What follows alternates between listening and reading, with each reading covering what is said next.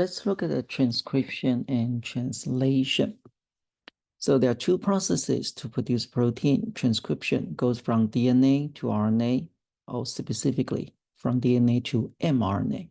And translation, it goes from mRNA to amino acid sequence, eventually produce a 3D, correct 3D protein. So let's start from transcription. Definition, from DNA to mRNA. You use one DNA strand and produce a correct mRNA sequence. That's the transcription. So we say start from the complementary DNA. So it's complementary. Means when you use this DNA sequence and you produce the mRNA, each nucleotide, they need to match. They need to match. That's why we say complementary. Okay, so let's look at how to match. The same. C pair with G, A pair with U. Because for DNA, A is supposed to pair with T, but for mRNA, there's no T, there's a U. So A pair with U, G pair with C. This is how they match. So when I give you a DNA sequence, I give you A, C, G, T, C, G, A. For example, this is the sequence I give you. And I ask you, okay, could you tell me what's the correct mRNA sequence? You just use the pair because T pair with A. Okay, so you know, first one is mRNA is A. C pair with G, right? So second one is G. And G pair with C. And the last one, A pair with, well, for DNA, is A pair with T. But for RNA, it does not have T, it has U. So A pair with U. So when I give you a DNA sequence in a test and ask you, okay, could you give me the correct mRNA? You just use this to pair and you find the answer. So that's the transcription. So transcription happens inside the nucleus because DNA stays inside the nucleus. DNA never go out of the nucleus. And nucleus protect the DNA, and you have the nuclear envelope. And nuclear envelope, you have nuclear pore. So you carry the genetic information out. You could not carry the DNA out. So you have to write down. It's like you go to the library. You borrow those old, very expensive, very precious old book, and you just use it in the library. You write down the note. The note is mRNA. It carry exactly the same genetic information. And then mRNA, you can carry your note out of the library. So now you can carry the mRNA out of the nucleus pore. And it will go into where? Outside, remember the organelle is rough ER. So it will go to the rough ER and finish the process. So that's the transcription from DNA to mRNA. Okay, so let's look at some proteins and some important terms get involved in transcription. So transcription, first you need to know, okay, what's the proteins got involved? The protein is called RNA polymerase because this time you want to produce RNA. So RNA polymerase, that's the protein, that's the enzyme participate. Okay, and where to start? When we talk about the DNA, we say the DNA actually 90% of them have no meaning. They are not genes. Genes are the DNA sequence really code for protein. So 90% of them are not genes. They don't have genetic information. They have other function. So when the RNA polymerase go to the DNA sequence, you need to know where to start. So you need to bind with the place it start. So the binding site of the DNA sequence is called promoter.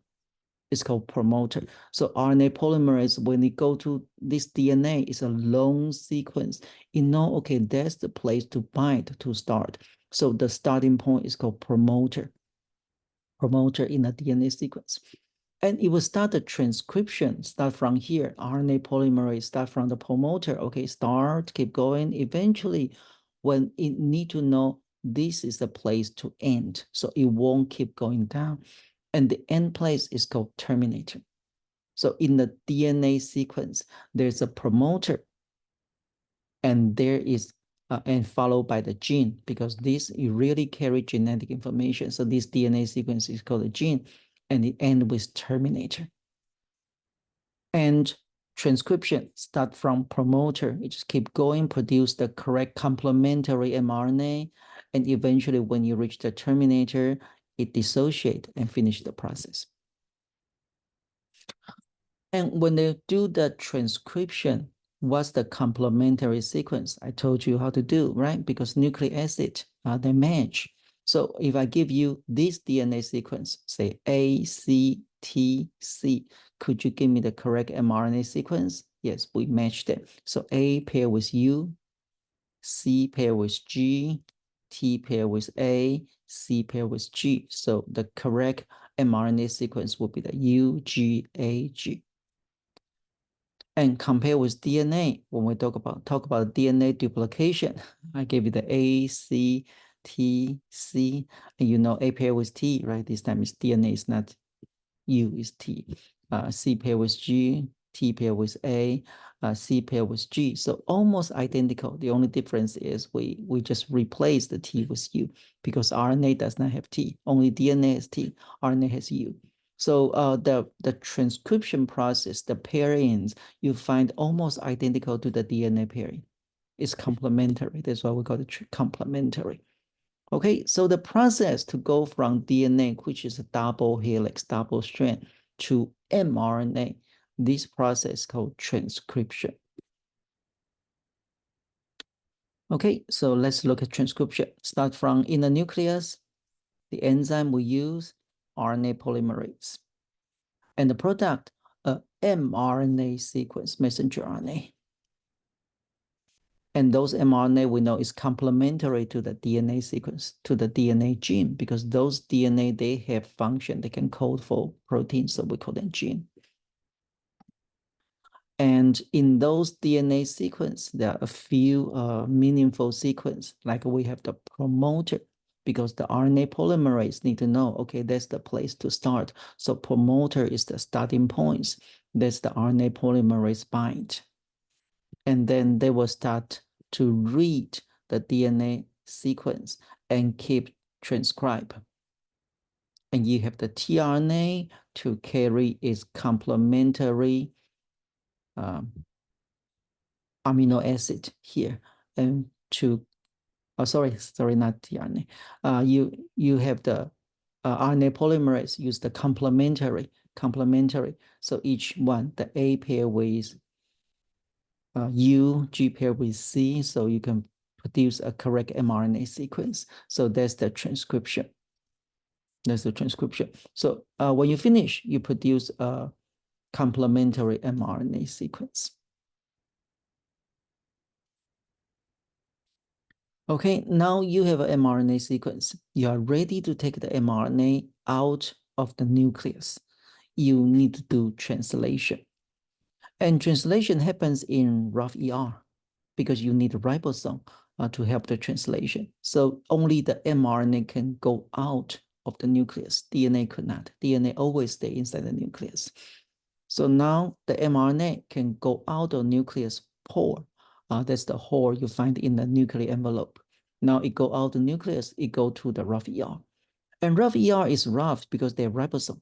So ribosome can help the translation. Let's look at the ribosome. And ribosome have two units. You have one big unit, one small unit, and they will attach like two magnets. They just attach the mRNA and they start the translation. Okay, now let's look at the translation. To have translation, you need to bring amino acid there. So the RNA to bring amino acid is called tRNA, transfer RNA. It carries the correct amino acid. Each tRNA only carry one amino acid. And how do they know which one to carry there? There are totally 20. So you need to have, they need to be able to recognize the code in the mRNA. So those mRNA sequence, they are called codon. So tRNA have anti-codon to match. So let's look at this. This is the mRNA sequence. It's a long sequence. and it's made of A, U, G, C. Each three of them is a code. It's called codon. It's called a codon. And MR and the tRNA, they have an anti-codon. So only this one, say if the codon is UUU, and the anti-codon must be AAA in order to completely match. So they can match. And once they match, this amino acid will stay here and to be bind to form the peptide bond and form the amino acid sequence. So mRNA has codon and the tRNA has the anti-codon.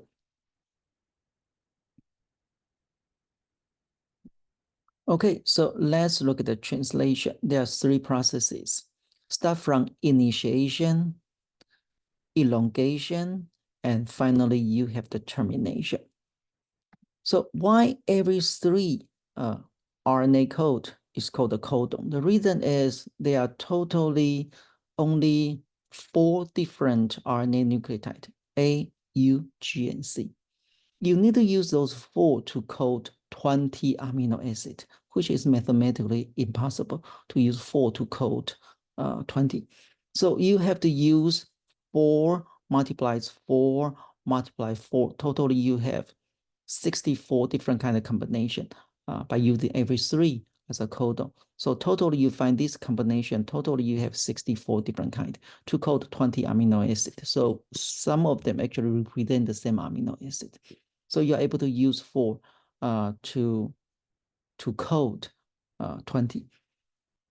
So this table, what I want you to know, you don't have to memorize all 64, but I do want you to know a few. I want you to know the start codon. The start codon is AUG. Is AUG. That's when the translation start. And AUG represent the amino acid methionine. So you find every protein actually starts from the amino acid methionine. And where to end? You totally have 3 codon represent the finish of the process, of the translation process. They call the stop codon. You also need to know those 3. Those 3 called UAA, UAG, and UGA. So every time the ribosome, when they see these 3, they know, okay, it's time to end, and they will finish the process. Okay, let's stop here.